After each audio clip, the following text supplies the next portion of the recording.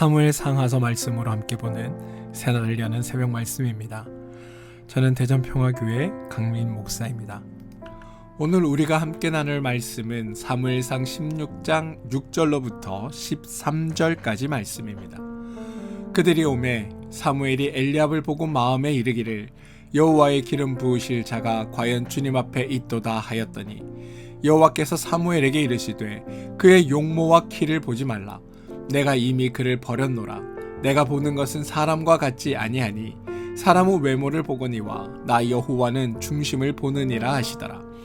이새가 아비나답을 불러 사무엘 앞을 지나가게 하매 사무엘이 이르되 이도 여호와께서 택하지 아니하셨느니라 하니 이새가 산마로 지나가게 하매 사무엘이 이르되 이도 여호와께서 택하지 아니하셨느니라 하니라.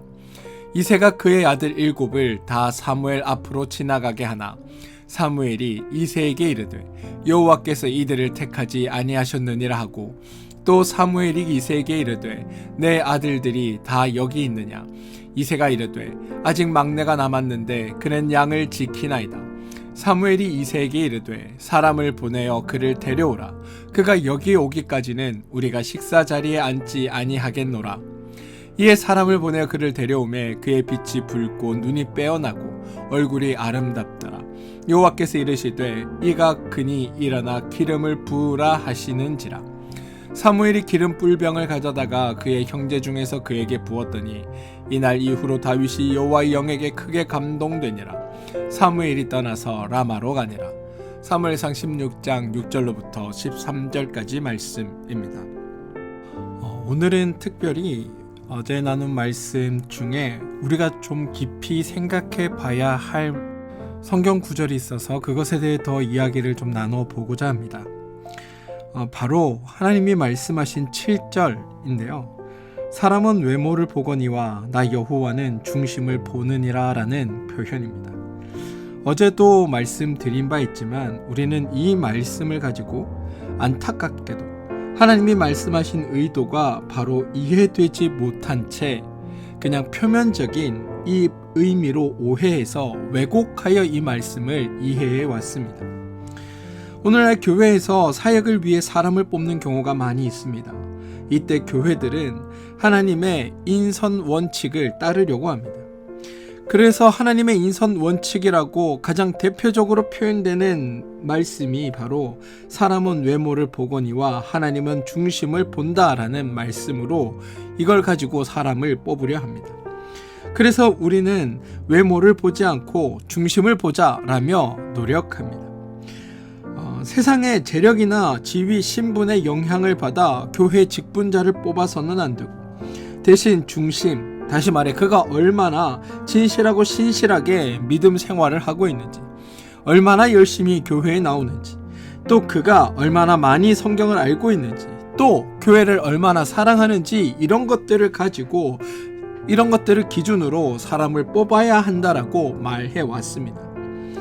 그런데 여러분, 이런 방법은 하나님의 말씀을 상당히 오해한 것입니다.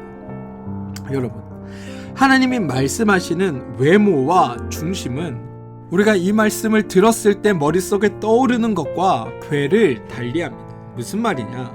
하나님께서 말씀하시는 외모는 세상의 지위, 재력, 경력, 신분, 신체적 특징, 개인의 상태 이런 것들을 말하는 것이 아닙니다.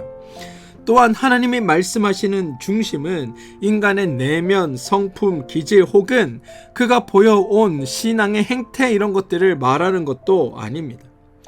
하나님이 우리를 바라보시는 이렇게 말씀드리면 여러분들이 또 오해하실 수 있지만 이해를 위해 이런 이야기를 들도록 하겠습니다. 이게 하나님이 우리를 바라보시는 정확한 눈은 아닙니다. 하지만 하나님의 관점에서 보면 인간은 모두가 다 동일합니다. 그 사람이 그 사람이라는 겁니다. 다시 말해 모두 같은 수준이고 같은 차원입니다. 그 사람이 가지고 있는 내면의 세세한 것들, 외변적인 것들, 그것을 우리는 어떤 사람을 구분하는 것들로 사용하지만 하나님의 관점에서는 그저 사랑해야 할 대상, 그저 아껴주어야 할 대상, 구원이 필요한 대상, 그 죄로부터 해방시켜야 할 대상에 불과하다는 겁니다. 그래서 우리가 생각하는 것처럼 우리의 기준과 관점에서 이 사람은 이렇고 저 사람은 저렇고 이 사람은 요렇고 저 사람은 저렇다라고 평가하는 것들이 하나님의 기준과 하나님의 평가와는 전혀 관계 없다라는 것을 우리는 인정하고 들어가야 됩니다. 그런데 항상 우리는 우리가 기준이 되다 보니까 우리의 생각과 우리의 사고 안에서 하나님도 이해하려 합니다. 물론 그런 노력이 잘못되었다라는 건 아니지만 그래도 하나님을 정확하게 이해하고 아는 것에 있어서는 오히려 방해가 될 때들이 많이 있습니다. 오늘 말씀도 마찬가지입니다. 외모와 중심이라는 것을 놓고 볼 때 우리는 외모는 겉으로 드러나는 것, 중심은 그 안에 숨어 있는 것을 보지만 우리가 보는 관점과 하나님의 보는 관점이 다르다는 것을 이해하고 말씀을 보아야 한다는 겁니다. 제가 어제 이런 예를 들었는데요. 병원에서 환자를 볼 때 이 환자는 건강한 편이고 저 환자는 아픈 편이다 이렇게 구분하지 않습니다. 병원에 온 모두는 다 치료가 필요한 환자들입니다.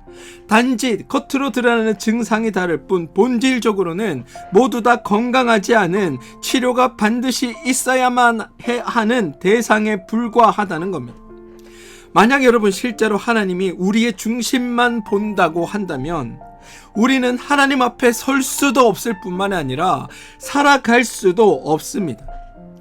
예배의 외모, 다시 말해 몸은 참석하여도 그 중심이 예배를 떠나 있는 경우를 하나님이 예배에 참석하지 않는 것으로 판단하시면 우리는 그 수많은 시간 동안 실제로 예배를 참석했다고 말할 수 있는 게 몇 번 되지 않을 게 뻔합니다.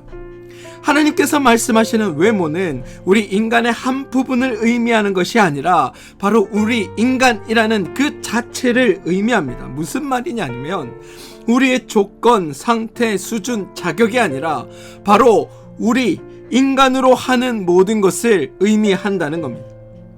외모를 보지 않는다라는 표현은 인간으로 할 수 있는 것이 아니다라는 의미입니다.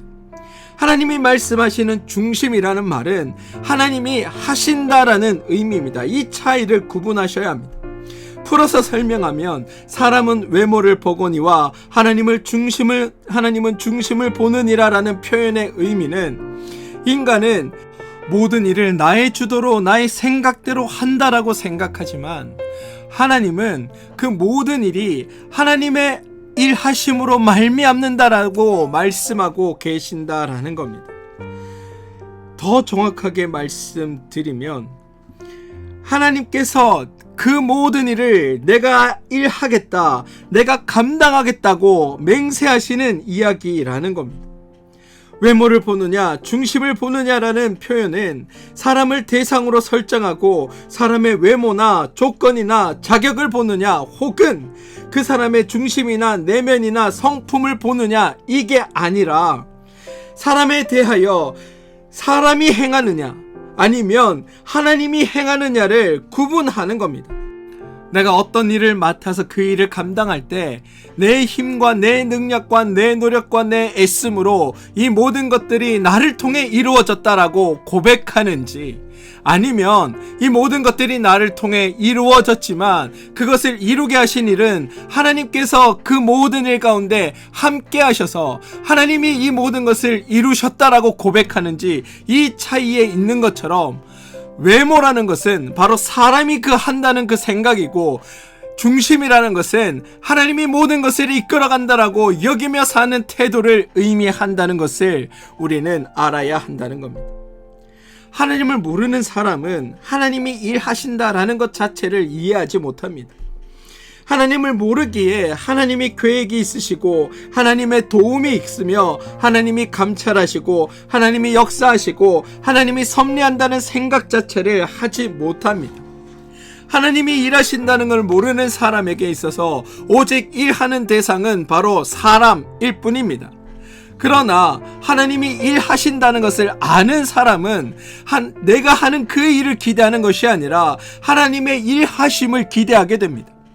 하나님의 일하심을 알지 못하는 사람은 오직 사람에게만 의존할 수밖에 없지만, 그래서 그 사람이 가지고 있는 능력, 재주, 일 잘하는 사람을 뽑아야 한다고 생각하지만 하나님께서 일한다는 것을 아는 사람은 사람의 능력이 아니라 하나님의 도우심과 하나님의 역사하심과 하나님의 이루심이 누가 되었던 간에 그 모든 것을 이루고 완성하는 가장 첫 번째 조건이라고 여기며 살아가는 그러한 태도를 말하고 있다는 것을 우리는 알아야 한다는 겁니다. 그리고 그게 외모와 중심이라는 말로 표현되어 나타나는 겁니다. 여러분, 성경에서 가장 합리적이면서도 가장 핵심적인 사람을 뽑는 방식이 있는데 그게 뭔지 아십니까? 바로 제비뽑기입니다. 다시 말해, 이렇게 여러 사람을 한꺼번에 놓고 그 중에 한 사람을 뽑아내는 것, 이 방식이 성경에서 누군가를 뽑을 때 가장 선호하는 방식 중 하나입니다. 그러다 보니 종종 기도하고 준비하면서 하나님이 가장 적절한 사람을 뽑아주시길 기대하며 제비뽑기를 하고 정말로 하나님이 그 일에 가장 적합한 자를 뽑아주신다고 간증하는 경우들을 종종 만나게 됩니다. 그런데 여러분, 제비뽑기의 방식이 하나님의 방식인 이유는 하나님이 이 제비뽑기를 통해 가장 적합한 사람을 뽑아주시기 때문이 아닙니다. 여러분, 이 제비뽑기는 무작위로 뽑는 것에 불과합니다. 아무나 뽑는 겁니다. 아무것도 고려하지 않고 무작위로 뽑아 앞뒤 분별하지 않고 아무나 뽑는 것을 제비뽑기라고 합니다. 그런데 왜 이런 간증들이 나타나느냐? 왜냐하면 아무나 뽑혀도 하나님이 하시면 다 가능하시기 때문입니다. 제비뽑기를 해서 뽑힌 사람을 의지하는 것이 아니라 제비를 통해서 사람을 뽑는다 할지라도 하나님께서 그에게 감동을 주시고 하나님께서 그와 동행하시면 하나님이 그와 함께 역사하시면 그를 통해 우리가 기대하는 것보다 더 놀랍고 위대한 일들을 이루어 가실 수 있음을 우리가 아는 겁니다. 그리고 그거를 기대하기에 제비뽑기를 성경에서 가장 선호하는 하나님의 방식이라고 말하고 있는 겁니다. 여러분, 하나님이 사람을 세우시는 이유는 탁월한 인재를 발탁하는 것이 아닙니다. 일반적인 사람들의 기대와 다른 사람을 세우심으로 사람들이 기대하지 않았던 그 사람을 통해 하나님께서 직접 일하심으로 사람들로 하여금 하나님이 함께 하시면 무엇이든 가능하다, 하나님이 은혜 주시면, 하나님이 감동케 하시면 그 어떤 일도 해낼 수 있다는 것을 알게 하시기 위한 겁니다. 어떤 일이든 어떤 상황이든 어떤 인물이든 관계없이 오직 하나님을 의지하게 하려는 것, 이게 하나님의 목적이라는 겁니다. 이스라엘 초대 왕으로 사울이 뽑혔습니다. 백성이 사울을 뽑으려고 했던 이유는, 백성이 사울을 왕으로 세우려고 했던 이유는 왕을 세워놓아 왕의 도움을 받기 위해서였습니다. 그런데 이런 생각은 어느 공동체나 마찬가지입니다. 뛰어난 사람, 능력 있는 사람, 실력 있는 사람을 뽑고 그 사람이 가진 재능과 능력이 우리 공동체에 도움이 되고자 하는 것, 그게 사람들이 생각하는 일반적인 생각입니다. 그런데 성경은 거기에 대해 뭐라고 말하느냐? 아니다, 사람이 아니라 하나님이시다, 하나님이 하신다, 하나님이 함께 하시면 그 누구라도 하나님의 능력과 하나님의 은혜와 하나님의 도우심으로 모든 것을 해나갈 수 있다. 사람의 능력에 기대는 것이 아니라 하나님께 기대는 것이 피조물로서 가장 마땅한 일이라고 성경은 우리에게 고백하고 있다는 겁니다. 그러니 나의 능력과 나의 힘과 나의 모든 것으로 세상을 해결해 나가는 것이 아니라 하나님을 아는 자들은 하나님의 능력에 기대어, 하나님의 일하심에 기대어, 하나님의 행하심에 기대어 세상을 살아가는 자들임을 기억하고 모든 근심과 걱정과 내가 짊어지고 있는 모든 짐을 주님 앞에 내어 맡기고 하나님의 일하심과 행하심을 기대하며 나에게 주어진 오늘을 기쁨과 감사로 최선을 다해 살아내는 것이 바로 피조물이 해야 할 일이라는 것을 저는 여러분들이 기억하고 살아주시길 소망합니다. 사랑하는 성도 여러분, 외모와 중심의 진정한 의미는 인간의 외적인 조건과 내적인 성품을 구별하는 것이 아니라 인간이 주도로 내가 모든 것의 주인이 되어 하는지, 아니면 하나님의 주인됨을 고백하며 하나님이 이루어 가시고 완성하실 일에 대한 기대를 품고 사는지를 통해 구분된다라는 것을 기억하시고, 부디 사람의 능력에 의지하며 사는 것이 아니라 하나님을 의지하며 살아가는 여러분들 되어주시길 소망합니다. 오늘도 하나님은 부족한 우리를 택하여 사용하심으로 하나님께서 함께 하시면 무엇이든 가능하다라는 진리를 우리를 통해 보여주고자 하십니다. 여러분은 바로 그 하나님의 일하심의 증거라는 사실을 기억하시고, 오늘 우리가 할 일은 나 자신을 더욱 훌륭하게 만드는 것이 아니라 하나님께서 나를 통해 일하실 그것을 기대하며 하나님께 의지하는 것임을 기억하시고, 더욱 주님을 의지함으로 말미암아 하나님께서 일하면 무엇이든 가능하다는 것을 증언하는 믿음의 증거자로 서주시길 주님의 이름으로 축원드립니다. 함께 기도하겠습니다. 주님, 우리가 사람의 조건과 능력을 보고 판단할 때 하나님은 하나님이 하신다라는 진리를 가르치신다는 것을 우리로 하여금 알게 하여 주시옵소서. 제비뽑기처럼 아무나 뽑혀도 하나님이 함께 하시면 모든 것이 가능함을 믿게 하여 주시고, 부족한 우리를 통해 하나님의 일하심을 보여주시는 하나님의 지혜를 알게 하여 주시고, 그 하나님의 지혜를 가지고 살아가는 하나님의 성도 되게 하여 주시옵소서. 예수님의 이름으로 기도합니다. 아멘.